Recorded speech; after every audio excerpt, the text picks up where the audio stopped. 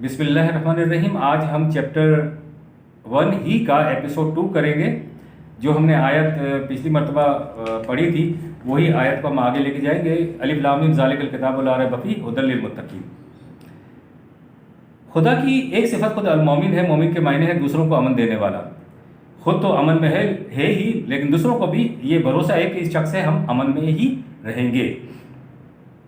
Grammar کے اعتبار سے امن کے بعد جب لام آئے جسے صلہ کہتے ہیں، اس کے معنی ہوتے ہیں کسی پر بھروسہ اور اعتماد کرنا، اور جب اس کا صلہ بے ہو تو اس کا معنی ہوتا ہے کسی دوسرے کی بات کا یقین کر لینا، کسی کی بات کو صحیح طور پر سمجھ لینا کہ امن اطمینان حاصل ہو جائے۔ آمنو باللہ، ان صداقتوں پر یقین کر کے امن حاصل کر لینا، اور امن کے ساتھ زندگی کرنے والے کو مومن کہتے ہیں۔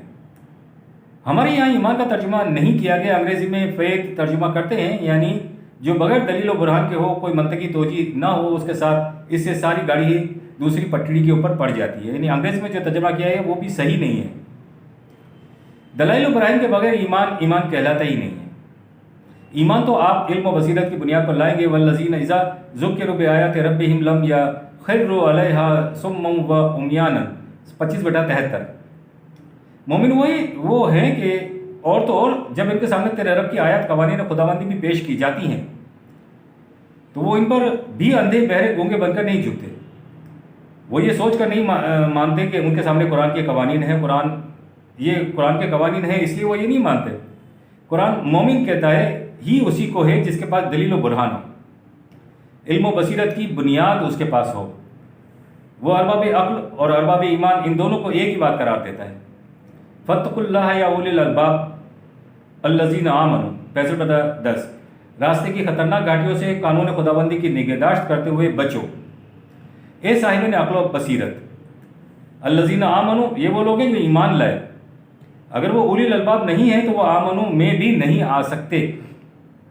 یہ گرامر کے لحاظ سے فعل ہے، اس کے معنی ہے کہ وہ ایسا سارا کچھ کرتے ہیں اور ایسا سب کچھ حاصل کرنے کے بعد جو چیز حاصل ہوتی ہے اسے ایمان کہتے ہیں۔ کوئی بھی شخص پیدائشی مومن نہیں ہوتا۔ مومن ہونے کے لیے سب کچھ کیوں کرنا پڑتا ہے؟ اوتوا العلم انہ الحق من ربک، 22/54، تاکہ یہ لوگ اس حقیقت کو جان لیں کہ تیرے رب کی طرف سے حق ہے۔ جب کیفیت یہ ہو جائے تو پھر یہ چیز ذہنی نہیں رہتی۔ فَتُخْبِتَ لَهُ قُلُوبُهُمْ، یوں مانی 22/54، یوں مانی ہوئی چیز ہوتی ہے جیسے اس کے سامنے تو انسان کا دل خود بخود جھک جاتا ہے، یعنی ایسی مانی ہوئی چیز کہ خود بخود انسان کا دل اس کی طرف جھک جاتا ہے۔ آج دنیا بھر میں اسباب زوال امت کی بنیادی وجہ یہی ہے، ہم نے صداقتوں کو اس طرح مانا ہوا نہیں ہے کہ ہمارے دل جھک جائے۔ ہم مروجہ ایمان رکھتے ہیں جس کے تحت ہمارے اسلاف جس روش پر چلتے آ رہے تھے اسی روش پر ہم بھی چلتے جا رہے ہیں۔ قرآن اسے ایمان قرار دیتا ہی نہیں ہے، ایمان تو خود کچھ کرنے والی چیز ہے۔ وَذَقِيلَ لَهُمُ اتَّبِعُوا مَا أَنزَلَ اللَّهُ، 2/170۔ یہ جو خدا کی کتاب ہے تم اس کا اتباع کرو، اس کے پیچھے پیچھے چلو۔ قَالُوا بَلْ نَتَّبِعُ مَا أَلْفَيْنَا عَلَيْهِ آبَاءَنَا، 2/170۔ تو کہتے ہیں کہ ہمارے اسلاف جس روش پر چلتے آ رہے ہیں ہم تو اسی روش پہ چلتے جائیں گے۔ اَوَلَوْ كَانَ آبَاؤُهُمْ لَا يَعْقِلُونَ شَيْئًا وَلَا يَهْتَدُونَ، 2/170۔ ان کی کیفیت یہ ہو کہ انہوں نے عقل و فکر سے کام نہ لیا ہو آپ کے اسلاف نے، اور نہ آپ کے اسلاف نے کبھی صحیح راستہ اختیار کیا ہو، تو تم بھی ان کے اتباع میں نہ عقل سے کام لوگے اور نہ صحیح راستہ اختیار کرو گے، پھر تو تمہاری کیفیت اس مثال جیسی ہے جس میں 2/171 میں ایک مثال دی گئی ہے کہ باپ سے کچھ آوازیں بغیر الفاظ کے اور کچھ الفاظ بغیر معنی کے سیکھے چرواہے نے سیکھ لیے اور وہ چلاتا رہتا ہے، اور وہ بھیڑیں جو ہیں وہ چلنے اور چڑھنے والی ہیں، یہ گڈڑیا عقل و شعور سے تو خالی ہوتا ہے۔ جس نے کوئی چیز علم و بصیرت کی بنا پر نہیں دیکھی بس اس کی آواز پر بھیڑیں آگے پیچھے ہوتی رہتی ہیں۔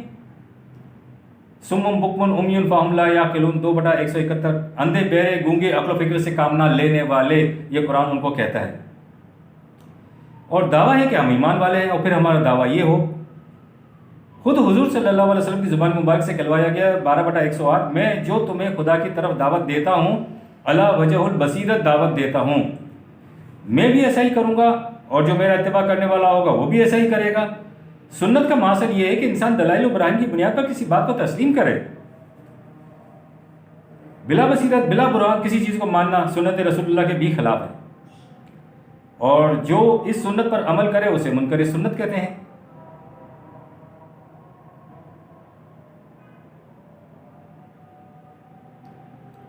اور جو بھیڑوں کی طرح مانتا چلا ہے اس کے لیے القاب دیے جاتے ہیں کہ یہ اتباع سلف صالحین کر رہا ہے۔ یہ کیا بات ہوئی؟ حضور صلی اللہ علیہ وسلم نے 12/108 میں فرمایا میں بھی یہ کرتا ہوں، ادعو الی اللہ علی بصیرۃ انا ومن اتبعنی۔ دنیا کے ابتدائی دور کے مسلمان محمد رسول اللہ صلی اللہ علیہ وسلم کے ساتھی صحابہ رضوان اللہ تعالی اجمعین کی جماعت نے بڑی شان و شوکت حاصل کی، بہت بڑی سلطنت بنی۔ لیکن پھر ایسا بھی ہوا کہ ارد گرد کے قبائل نے اور ایران کی پوری سلطنت نے جب اس حکومت اور مملکت کی عظمت کو دیکھا تو سرنڈر کر دیا، شباشب مسلمان ہو گئے اور خود کو مومنین کی جماعت میں سے سمجھنے لگے کہ ہم مومن ہیں۔ قالت الاعراب آمنا 49/14، یہ کہتے ہیں کہ ایمان لے آئے ہیں۔ سنو، اللہ تعالیٰ فرماتے ہیں کہ وہ ایمان والے پروسیس طریق کی روح سے ایمان نہیں لائے ہیں، وہ تو کہتے یہی ہیں کہ آمنا، ہم ایمان لائے ہیں۔ قل 49/14، ان سے کہہ دو کہ لم تؤمنوا 49/14، تم نے وہ کچھ نہیں کیا جس کا فطری نتیجہ ایمان کہلاتا ہے۔ یہ بات وہ کہہ سکتا ہے کہ وہ اس پروسیس طریق سے گزرا ہو۔ تم آمنا کی بجائے ولیکن قولوا اسلمنا 49/14، تم صرف یہ کہو کہ اس عظمت و شان کے سامنے جھک گئے ہو۔ جماعت مسلمین کے اندر یہ تفریق اس پروسیس اور طریق کی وجہ سے کہ ایک کے اندر ایمان دلوں میں داخل ہو جاتا ہے اور دوسرا اسلمنا ہوتا ہے، ولما يدخل الایمان فی قلوبکم 49/14۔ اسلمنا کے معنی تم جماعت میں عامل ہو، ٹھیک ہے۔ اس کے بعد کہا کہ وَإِن تُطِيعُوا اللَّهَ وَرَسُولَهُ لَا يَلِتْكُم مِّنْ أَعْمَالِكُمْ شَيْئًا 49/14۔ اب کرنے کا کام یہ کہ اس نظام میں داخل ہو کر تم ان قوانین خداوندی کی عملی اطاعت کرو۔ تمہاری اس اطاعت میں رسول کا فریضہ یہ ہوگا کہ وَيُزَكِّيهِمْ وَيُعَلِّمُهُمُ الْكِتَابَ وَالْحِکْمَةَ 62/2۔ وہ کتاب کی تعلیم و حکمت سے تمہاری تربیت کرتا چلا جائے گا جس سے تمہاری ذات کی نشو و نما ہوتی چلی جائے گی۔ یہ کچھ کرو گے تو اس کے بعد پھر یہ صداقتیں تمہارے سامنے اللہ وجہ والبصیرت آ جائیں گی، اور جب یہ صداقتیں تمہارے دل کے اندر اتریں گی اس وقت تم مومن کہلانے کے مستحق قرار پاؤ گے۔ جب لمبی چوڑی تعلیم، تدبر، تفکر، بصیرت اور علم کے پروسیس طریق سے گزرو گے تب یہ چیز پیدا ہوگی، ورنہ اسلمنا 49/14 کے درجے میں رہو گے۔ ہم جانتے ہیں کہ ایمان ان صداقتوں کو دل کی گہرائیوں میں اتار لینے کا نام ہے۔ قلب اگر دماغ کے کامل اطمینان سے ان صداقتوں کے حق ہونے کے اوپر یقین کر لینا ہی ہے، یعنی قلب اور دماغ کے کامل اطمینان سے ان صداقتوں کے حق ہونے کے اوپر یقین کر لینا، یہی ایمان کے لیے کافی ہو جاتا ہے۔